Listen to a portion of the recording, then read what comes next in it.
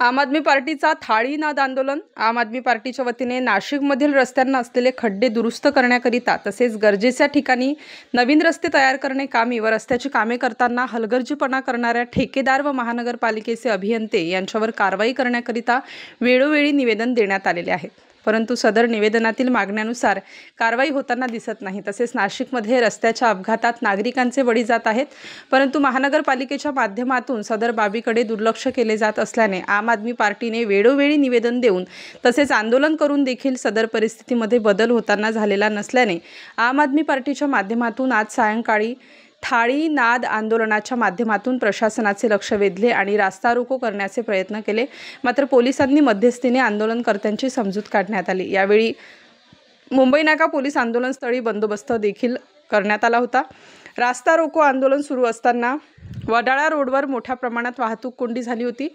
यावेळी ॲडव्होकेट प्रभाकर वायचाळे, अमोल लांडगे, माजिद पठाण, श्वेता आहिरे, जबीन शेख, मंजुषा जगताप, योगेश कापसे, सुमित शर्मा, अमर गांगुर्डे, विनायक येवले, अनिल कौशिक, अजीज पठाण, विश्वजित सावंत, नितीन भागवत आदी कार्यकर्ते उपस्थित होते।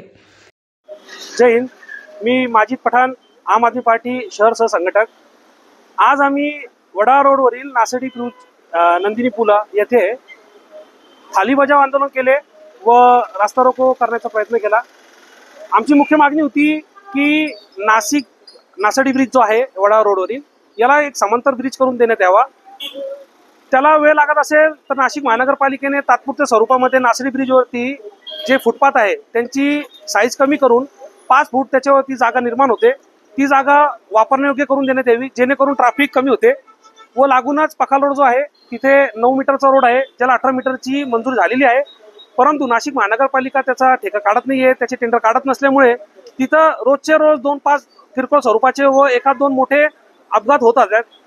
आमची मुख्य मागणी आहे की हे दोन्ही रस्त्यांवरचे जे काही पडलेले पेंडिंग काम आहे ते तात्काळ करून देण्यात यावे, जेणेकरून मागच्या महिन्यात इथे मुस्कान शेख नावाची जे मुलीचं अपघात होऊन ती मरण पावली, अशा घटना परत इथं उद्भवू नये व कोणी निष्पाप आणि नाहक लोकांचे बळी जाऊ नये, ही आमची इथे मुख्य मागणी होती। जर तुमचे मागण्या मंजूर नाही झाले तर कोणती होती? आमच्या मागण्या जर मंजूर नाही झाल्या तर आम्ही इथे आपल्या मार्फत प्रशासनाला आणि नाशिक महानगरपालिकेला इशारा देत आहोत की पुढच्या 8 ते 10 दिवसामध्ये इथं जर का पॉझिटिव्ह काही काम झाले नाही तर आम्ही इथल्या नागरिकांना घेऊन संबंधित अधिकाऱ्यांच्या कार्यालयामध्ये ठिय्या आंदोलन करणार आहोत। अनेक दिवसापासून वडाळा रोड भागातील नागरिकांची प्रमुख मागणी ही होती की नासडी ब्रिजचं रुंदीकरण करण्यात यावं, परंतु शासनाला कुठेही जाग येत नाही, कारण जुना नाशिक भाग हा त्यांनी वाऱ्यावर सोडलेला आहे।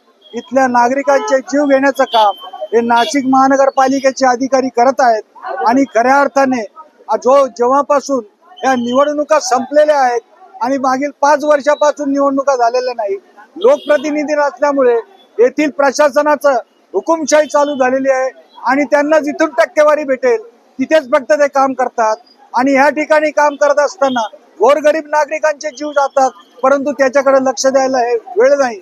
म्हणून आज आम आदमी पार्टीच्या वतीने झालेल्या आंदोलनाला स्टार न्यूज साठी मोहसिन पठाण, नाशिक।